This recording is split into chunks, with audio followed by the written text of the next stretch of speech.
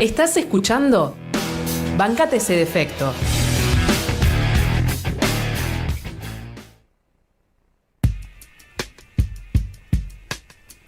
Dos minutos nos separan de las 10 de la mañana y ya estamos en comunicación con Marcelo Ramal, economista, precandidato a presidente por Política Obrera y exlegislador de la ciudad de Buenos Aires. Vamos a hablar con él, por supuesto, de su candidatura, de las perspectivas de la PASO y de cómo vienen leyendo un poquito el mapa electoral y político de nuestro país. Hola Marcelo, muy buenos días. Agustina te saluda. ¿Qué tal, Agustina? Buen día. Buen día. Muchas gracias por tomarte el tiempo de charlar un rato con nosotros. Por favor. Y bueno, por supuesto, lo primero que te vamos a preguntar, ¿cómo se vienen preparando para estas PASO que ya están muy próximas? Bueno, con mucha fuerza, somos, digamos, como agrupación, como partido nacional, una agrupación que se ha constituido más o menos recientemente. Nuestro principal objetivo ahora es colocar una serie de cuestiones políticas muy importantes para la clase obrera argentina en esta elección PASO, y sobre esa base, lograr el apoyo del votante para luego poder intervenir en el debate de las elecciones generales. Totalmente. Bueno, ¿y cómo venís viendo justamente el mapa electoral al resto de las fuerzas? ¿Qué interpretaciones desde Política Obrera hacen de las candidaturas? Digo, por ejemplo, desde el espacio de Juntos por el Cambio y su interna, entre Larreta y Bullrich, ¿te parece que hay una gran distancia entre esos candidatos o están muy próximos? ¿Y qué distancia ves entre esos candidatos y Sergio Massa, por ejemplo? Es una elección bastante particular porque se da en medio, digamos, por un lado, de una nueva cesación de pagos de la Argentina. Es evidente, es decir, el candidato oficial es al mismo tiempo la persona que en las próximas horas seguramente va a tratar de gestionar una suerte de respirador artificial con el Fondo Monetario Internacional hasta fin de año. Esto por un lado. Por el otro lado, una crisis social muy importante, caracterizada no solamente por la caída del salario, de las jubilaciones, sino por un avance fenomenal de la precarización laboral. Hoy, digamos, es muy claro que un joven difícilmente puede ingresar al mundo del trabajo si no es a través de alguna variante de trabajo precario. Entonces, esta situación en plena campaña electoral se da con el siguiente agravante, que parece que tuviéramos una competencia entre candidatos para ver quién ofrece la plataforma más reaccionaria y más antiobrera de cara a lo que va a ser la próxima gestión de gobierno. Sí. Vos mencionabas recién Larreta, Bullrich y demás. Si uno ve la agenda que está en debate en las elecciones, pasa, por ejemplo, por tratar de consolidar esta situación de trabajo precario, eliminando la indemnización por despido, avanzando con una nueva reforma laboral, lo mismo en lo que tiene que ver con el aspecto jubilatorio. La intención de trasladarle al pueblo, a los trabajadores, la hipoteca de esta crisis es absolutamente clara. Totalmente. Por el lado oficial, Sergio Massa se calla, ¿no es cierto?, frente a todo esto, pero es evidente que el acuerdo de refinanciación que está discutiendo con el FMI y el que se va a discutir, cualquiera sea el que gane, ¿no es cierto?, en diciembre, va a plantear una devaluación de la moneda, reformas de carácter reaccionario que van a afectar a la persona que trabaja o está jubilada. Frente a eso es muy importante en la elección levantar una voz clara que advierta a los trabajadores del rumbo, ¿no es cierto?, que se viene, que el voto sea también un señalamiento o un punto de apoyo para la lucha que sin duda va a llevar adelante la clase trabajadora frente a este escenario de agresión. Absolutamente. Bueno, justamente vos mencionabas, hablás de las reformas laborales, que pareciera haber, digo, desde el sector de Juntos por el Cambio, una pelea de quién la va a aplicar más rápido. En realidad, digamos, no hay una discusión entre si reforma laboral sí o reforma laboral no, simplemente hay una discusión de lo hacemos apenas asumimos o esperamos un poquito. Bueno, ¿te parece que eso con la crisis social va a generar una respuesta de la gente en la calle? Y ante una posible respuesta de la gente en la calle, ¿te parece que vamos a estar en un escenario de tranquilidad? O quizás las escenas que estuvimos viendo en las últimas semanas en Jujuy se vayan a repetir en todo el país. Bueno, es indudable que el pueblo argentino va a reaccionar frente a un escenario de agresiones de ese tipo. No creo que sea eso lo que esté en discusión. Lo que sí es importante que esa reacción popular y los hechos que indudablemente van a plantearse en la Argentina tengan una orientación política que apunte a que la clase trabajadora tome en sus manos las riendas del poder político. Esta es la gran cuestión, por eso nuestra principal consigna de campaña apunta a esto, ¿no es cierto?, que los trabajadores gobiernen. Claro.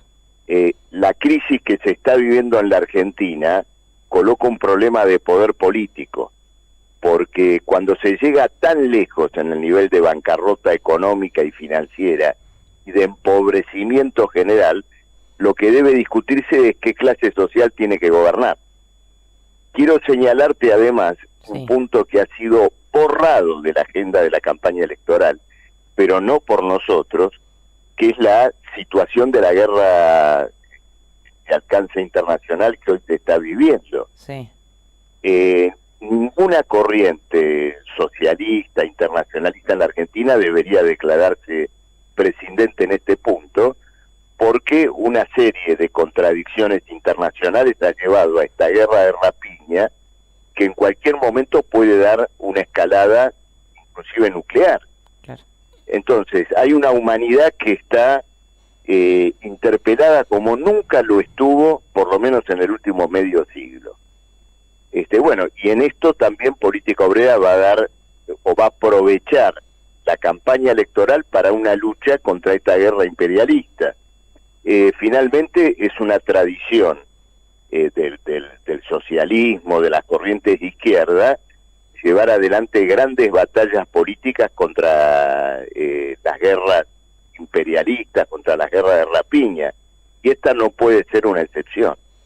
Y me resulta muy interesante lo que planteás y cómo lo traspolás al plano internacional de la guerra y demás, porque bueno, también pensaba yo ante la reacción de la gente, es decir, el pueblo trabajador va a reaccionar, va a salir a la calle, yo busco creer exactamente lo mismo, pero también he visto en el último tiempo que esta crisis y este descontento ha llevado a algunas personas a extremar su postura, pero hacia la derecha, ¿no? Digo, hablo de expresiones como puede llegar a ser Milei, pero también hablo justamente y pensando y viendo el plano internacional, salvando las enormes distancias que nos pueden unir con el pueblo de Francia, donde digo hay menos niveles de organización, entiendo que es una situación distinta, pero en donde la polarización se está marcando con mucha violencia en la calle y digo, bueno, también puede pasar que el pueblo argentino se empiece a volcar cada vez más a una postura de extrema derecha o de extrema izquierda.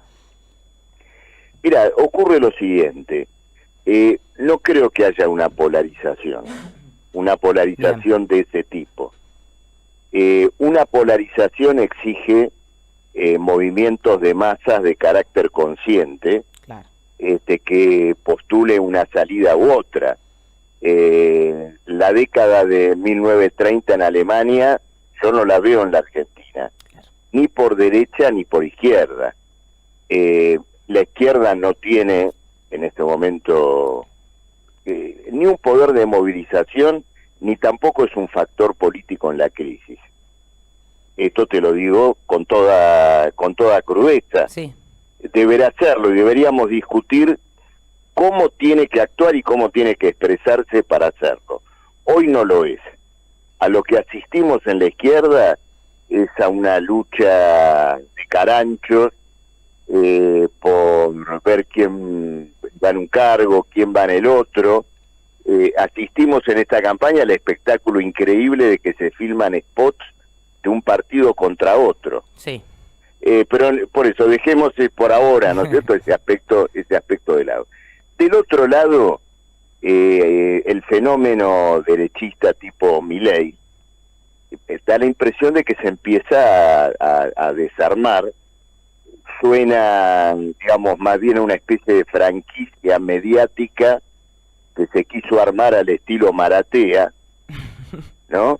Sí. Lo único que, bueno, pobre, Maratea era un pichón al lado de Milei. Totalmente. ¿No es cierto? Sí. En cuanto a... El otro solamente quería lucrar con Independiente. Este lucró con las ilusiones de toda una parte del electorado en su figura y vendía las candidaturas, ¿no es cierto? Sí. Pero yo no creo que haya un movimiento de masas detrás de una candidatura fascista. Ahora, cuando uno ve distintos aspectos políticos, lo que yo diría es que más que polarización, hay una gran volatilidad, bruscos virajes políticos. Fíjate lo siguiente, Agustina, tomemos el caso de la Argentina. Sí.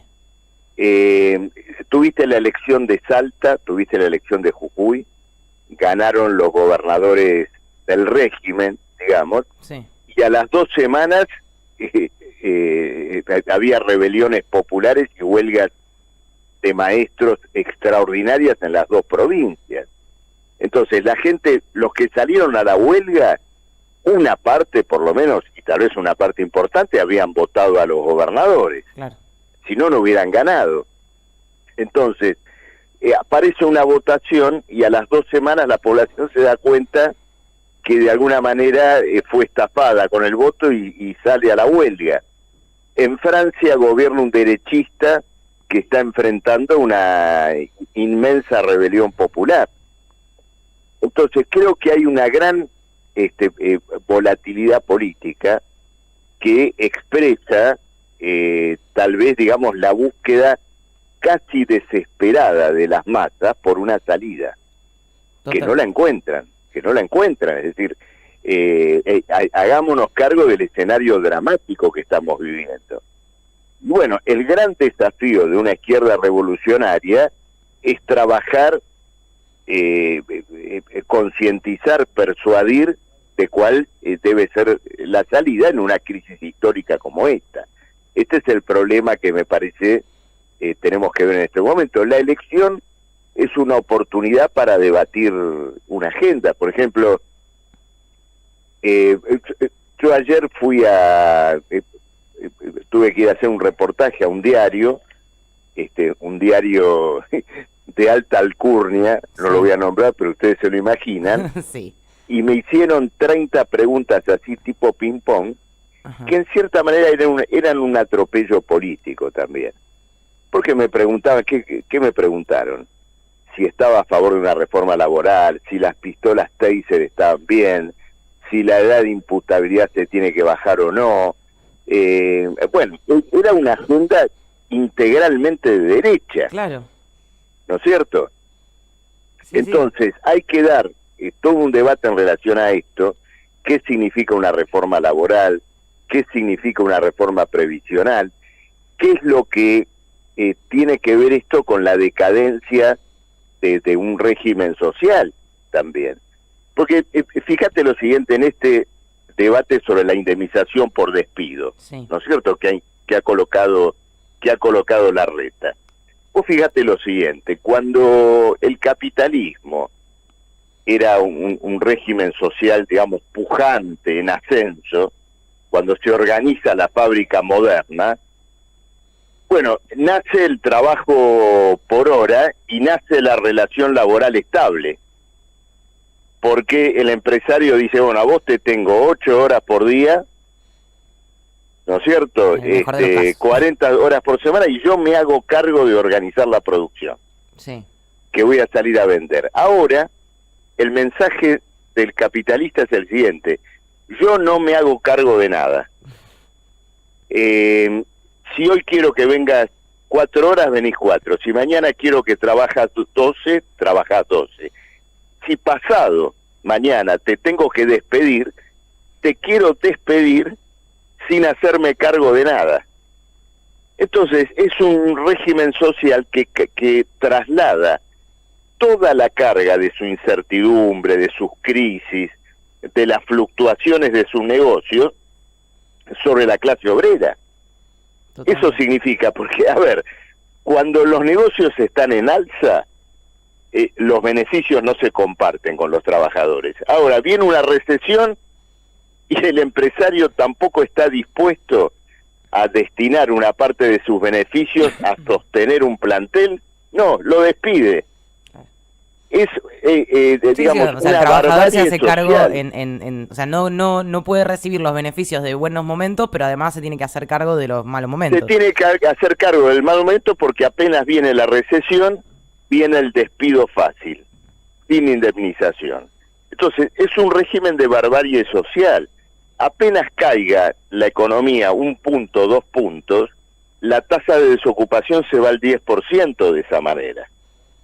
Esto es lo que están preparando, bueno, y es importante dar este debate ahora. Totalmente. Bueno, y esto que mencionás del trabajo me parece uno de los temas fundamentales. Me parece que claramente se vende como una propuesta del trabajo del futuro, aquello que es la flexibilización más absoluta, bueno, la uberización de la economía del trabajo y demás, que viene siendo algo terrible. Y es esto mismo que vos mencionás, que es siempre el trabajador es el que termina siendo perjudicado. Y en ese sentido también una cuestión que, bueno, como bien vos titulaste en una nota, la universidad pública se ha colado en la campaña electoral en malos términos, digamos, en boca de Patricia Bullrich, cuando dijo la mitad de la matrícula universitaria argentina corresponde a estudiantes extranjeros, que más allá del hecho de que sabemos que esto no es así, digamos, ¿cuál sería el problema? ¿Qué opinás, sobre este otro tema que es la educación? Bueno, esto también refleja, digamos, acá ya hay una decadencia, de los políticos capitalistas, derechistas, una decadencia, ya te diría, intelectual y moral. Sí. Fíjate lo siguiente, esta es la gente que todos los días le da loas a la globalización, ¿no? El mundo está globalizado, el mundo está integrado. Ahora, la globalización se termina cuando un pibe boliviano viene a estudiar a la Argentina. Totalmente. ¿No es cierto? Ahí se cierra la tranquera. Es un absurdo. En realidad, lo que debería decir, en primer lugar, cualquier estudiante tiene que ser bienvenido en la universidad, y en todo caso, nosotros deberíamos, el mundo universitario de la Argentina, bregar para que los estudiantes argentinos tengan más posibilidad de hacer lo recíproco. Es decir, ir a estudiar a otros países, Por ejemplo, conseguir becas para que eso se pueda lograr, abrir el horizonte de miras de los jóvenes, conociendo, aunque sea por algunos meses, otro país, otra ciudad. A ver, el conocimiento tiene que universalizarse, entonces hay que recibir de la mejor manera a todo el que quiera venir a estudiar acá, y, como te decía antes, luchar para que podamos hacerlo hacia afuera. Lo mismo vale para esta otra estupidez que hay que escuchar por parte de ciertos personajes nefastos, relacionado con que la gente que vive en la provincia no se tenga que atender en los hospitales públicos de la ciudad. sí. Mira, lo que pueden hacer en ese caso es lo siguiente: si no van a atender a García Moritani, no sé qué, si no van a atender a una persona, a un trabajador, por ejemplo, que viene de Quilmes, de Morón o donde fuere, en un hospital de la ciudad de Buenos Aires, entonces que le descuenten de todo lo que compra acá en la ciudad cuando viene a laburar, por ejemplo, ingresos brutos, todos los impuestos que paga acá en la ciudad de Buenos Aires, que se lo descuenten. A ver cómo queda la situación fiscal de la ciudad de Buenos Aires si todas las personas del conurbano, del interior, que consumen en la ciudad, dejan de pagar impuestos. Totalmente. La ciudad se funde.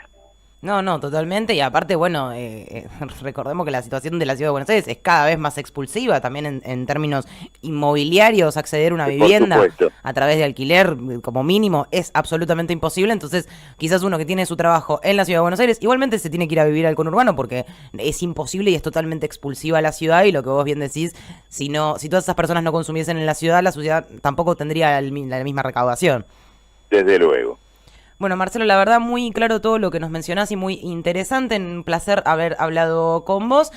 No sé si tenés algo para comentarnos en estos días, algunas actividades, No, bueno, el viernes vamos a hacer un acto que es una especie de acto de lanzamiento acá en la capital, Bien. en Rodríguez Peña al 300, creo que Rodríguez Peña 350, entre Corrientes y Sarmiento. Ahí vamos a plantear, digamos, nuestros principales ejes de campaña. Van a hablar Jorge Altamira, que es candidato a diputado nacional acá en la ciudad de Buenos Aires, Patricia Burones, mi compañera de fórmula, candidata a vicepresidenta, y yo. Entonces, bueno, a todos los que quieran venir a escuchar, va a ser un acto donde vamos a plantear ideas, posiciones políticas, y bueno, están todos invitados. Marcelo Ramal, economista, precandidato a presidente por Política Obrera, te agradecemos muchísimo por tu tiempo. Muchísimas gracias, Agustina, y a todos los oyentes también. Abrazo Adiós. grande.